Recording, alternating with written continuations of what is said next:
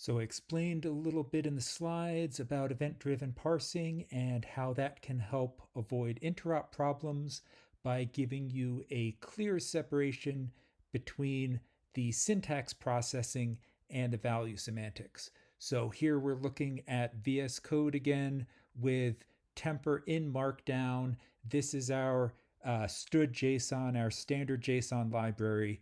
I want to walk you through kind of how we do event-driven parsing in it.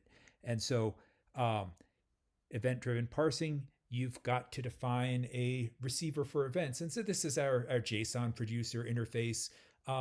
And as I showed in the slides, kind of a JSON record can be described by a sequence of events. You can have a start object event, then you might have any number of pairs of object keys and sequences of events corresponding to values, and then you would have an end object to kind of cap the other side of the record. And so this is this JSON producer. It has methods for kind of each of the value types, objects, arrays, and then the simpler ones, your numeric values and your strings, booleans, and null. And if we go down and look at our parsing code, it is somewhere about here. I am horribly lost. Parse JSON value.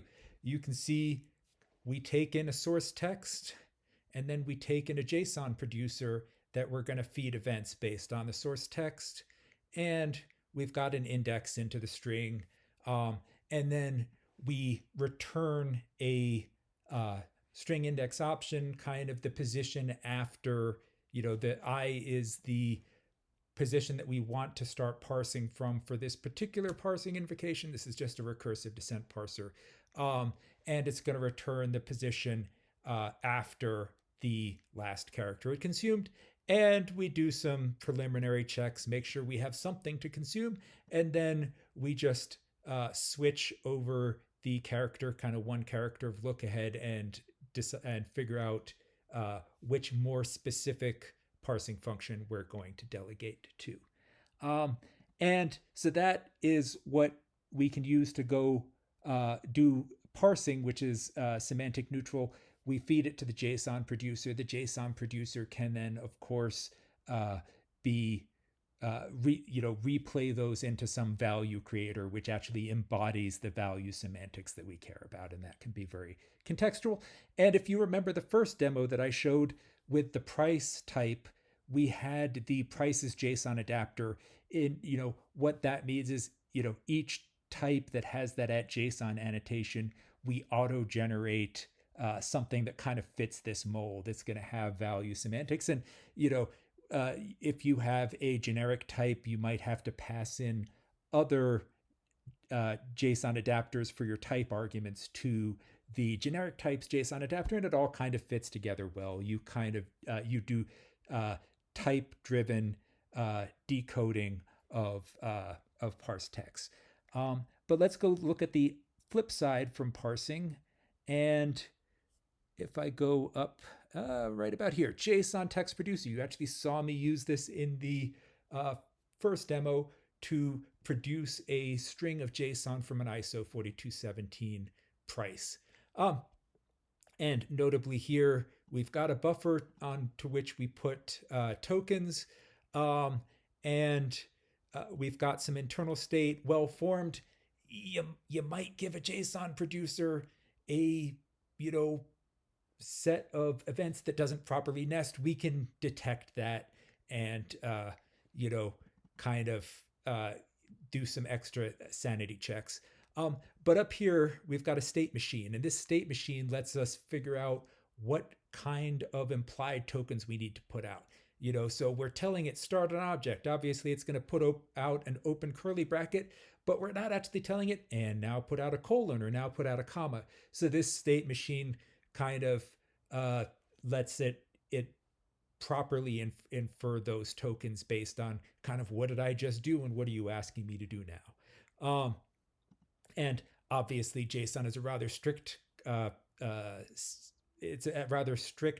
format. You can't go putting extra commas at the end, so we have to be a little bit strict in our kind of state machine transitions to preserve those syntactic properties. Um, and yeah, well formed kind of handles that. Um, and let's take a look over here. If you want to output a Boolean value, you would call the JSON producer's Boolean value. Here's the particular override for the JSON text producer. It's just saying, do any state machine transitions that you need to do to get me into a context where I can accept a value. And so if this Boolean comes after some other values in an array, for example, this would output the comma and then, transition to the state where I just output a comma. Now I'm ready to produce some valid content. And it's going to just, is the Boolean true? If so, it's going to put out the keyword true. Otherwise, it's going to put out the keyword false. Um, Not rocket science here. So that's an example of kind of, a partial specification being very useful. JSON is a, interchange format.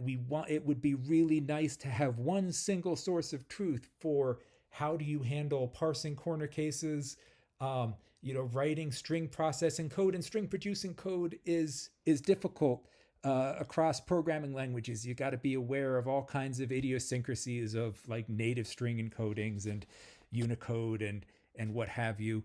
And kind of this implementation is based on event-driven parsing techniques, which are kind of well understood, and they give you that nice separation between, syntactic processing and the value semantics. And we've got this kind of nice, end-to-end solution for JSON processing in the language.